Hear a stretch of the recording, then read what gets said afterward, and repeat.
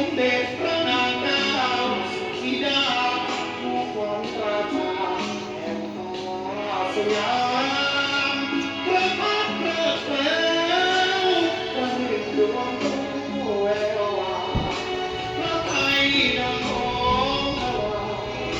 พระนางเทพธิดาโสภิน พระราชินีพระเป็นศักดิ์ศรีของชาติ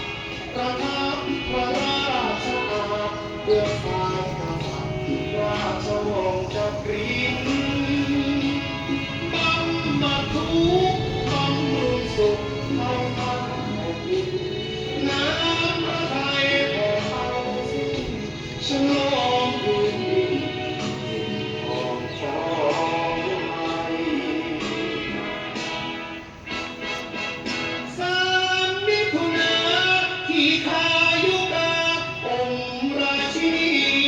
ราชไทยแท้สองยินดีของเจ้าถวายพระพรชัยทรงพระเจริญยิ่งยืนนานแสนนานสืบไปขอองค์พระรัตนตรัยปกป้องคนไทยให้ทรงสุขี พระบารมีจักรีมหาราชาสมเด็จพระนางเจ้าสุธิดา